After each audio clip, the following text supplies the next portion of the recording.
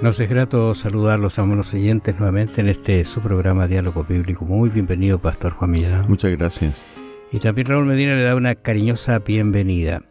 Estamos estudiando El extranjero dentro de tus puertas y ahora vamos a ver Amaréis al extranjero. Es muy enfático la determinación de esta declaración, amar al extranjero. Yo creo que los países hoy día en el mundo están sufriendo alguna consecuencia de situaciones económicas, qué sé yo, o políticas, que hace que la persona salga de su entorno, de su país, y se vaya a otro. Chile, ¿no es cierto?, y otros países han recibido muchas personas. Y fíjate que es tan contemporáneo estudiar este tema, a pesar de que fue escrito hace muchos años. Moisés, este es el 5º libro que escribe, imagínate. Y él dice, amaréis al extranjero. Parece que la situación de ellos era muy similar. Había algún entorno que hacía que las personas fueran y a vivir a donde estaban ellos viviendo. Y la determinación esa es justamente 10:17, Deuteronomio 10:17, que lo hemos comentado. Dice, porque Jehová vuestro Dios es Dios de dioses y Señor de señores, Dios grande, poderoso y temible, que no hace acepción de personas ni toma cohecho. Aquí va a entrar en un tema bastante delicado que lo vamos a ver después en relación al extranjero o al menesteroso, al pobre, que hace justicia al huérfano y a la viuda, que ama también al extranjero. Fíjate, esa detención que hace aquí, ese concepto de que ama también al extranjero, significa que algo estaba pasando en los conceptos del judío en relación al extranjero, y es una advertencia para nosotros también. Dándole pan y vestido, amaréis pues al extranjero, porque extranjero fuisteis en la tierra de Egipto. Y esa es la razón. Bueno, otra razón que aparece también aquí, Raúl, es que Dios es soberano, dueño del cielo y la tierra y los que en él habitan. Entonces, aquí el dador de la vida está reclamando su derecho a dirigir la vida. Nunca fue el plan de que hombres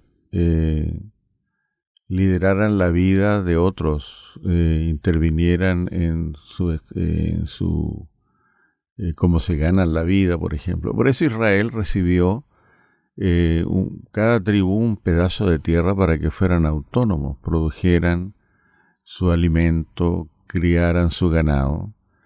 Eso por un lado, pero por otro lado, los pueblos paganos tenían deidades que naturalmente les producían mucha decepción. Baal, por ejemplo, una de las deidades que, digamos, era invocado porque daría fertilidad a los ganados y a la tierra, fracasaban, ¿cierto? Dioses inventados por seres humanos, ¿ya? Así que era muy frecuente dentro de los cambios climáticos que podía haber, etcétera, que hubieran crisis alimentarias, ¿no? Pero Dios iba a cuidar de ellos si ellos se volvían a Él, ¿no es cierto? Y si Israel cumplía su misión o su labor misionera. Hay varios factores que inciden en este asunto de que de pronto el extranjero, aquel que no comparte tu creencia en el verdadero Dios, entra en crisis y que viene hasta donde hay alimento o donde hay un techo. Entonces, hubo ayer crisis, también hoy hay crisis y parece que van a seguir esas crisis por los problemas que hay de los cambios climáticos, todo lo demás. Entonces, aquí el pueblo de Dios es desafiado por un rey soberano. Le dice, yo los amo a ustedes, pero los amo a ellos también. Y quiero que ellos tengan la oportunidad de alimentarse y de mejorar su vida. Así que Dios en este sentido no actúa con parcialidad, ni tampoco acepta sobornos, ¿no? Todo esto es parte de un mensaje mayor. ¿Cuál es? Jehová es tu Dios y tú, su pueblo. Debes obedecerle. Ama al extranjero. Claro, fíjate qué interesante ese detalle, porque Dios cuando dice ama al extranjero, le está diciendo porque yo te amo a ti, te di todo, y si tú lo tienes, compártelo. Claro. Quizás él se transforma en una bendición para el que ayuda, porque normalmente eso sucede, ¿eh? Sí. Cuando uno extiende la mano, uno recibe bendiciones. Y no lo hace por recibir bendiciones, sino porque ve una necesidad. Eso que tú decías ahora, porque Dios es Dios de dioses, es interesante, ¿eh? Está por sobre todos esos dioses. Y ellos vienen con un concepto equivocado incluso de Dios. Y voy a decirlo, casi todos venían así, porque Sí. el extranjero, ¿quién era? Es una persona que vivía en un lugar de paganos. El pueblo de Dios era el que tenía que impartir eso. Lo otro es que dice que Dios es grande, poderoso y temible. O sea, las características que tiene Dios para que yo ame al extranjero, interesante, ¿eh? Tú lo decías también, y aquí hay una frase que me gustó, dice, porque no actúa con parcialidad ni acepta sobornos. Es una cuestión que es medio delicada porque a veces el extranjero se le recibe, pero se abusa un poquito de él. Sí. Y eso es lo que estaba pasando en el pueblo también. Claro. Y Dios, por último, ¿no es cierto? Dios es el que te provee la ropa, el que te da el alimento, el que te protege, y haz lo mismo con el extranjero. Bueno, esto estamos hablando de más o menos el siglo XIII antes de Cristo. Pero cuando avanzamos, fíjate, unos siglos, llegamos al siglo VIII, unos 5, 6, 7 siglos después, ya está en Israel completamente instituida la cuestión del el latifundio, ¿ya? Es decir, hay una persona que le compra sus propiedades, sus tierras a otros, y esos otros que vendieron se tornan casi esclavos del comprador. Claro. Entonces, eso nunca estuvo en el plan de Dios, esa dependencia en el hombre para vivir el día a día. Siempre Dios quiso que su pueblo fuera independiente en este sentido. Pero aquí se está fraguando, aquí ya está el espíritu, ¿no? Que se va a ir institucionalizando más y vamos a llegar a esto del latifundio.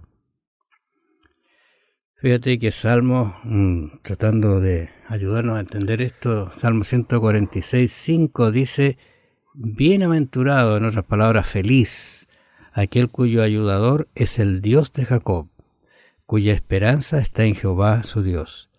Y aquí viene digamos, el respaldo para la declaración diciendo, el cual hizo los cielos y la tierra, el mar y todo lo que en ellos hay, que guarda verdad para siempre, que hace justicia a los agraviados, que da pan a los hambrientos, Jehová liberta a los cautivos.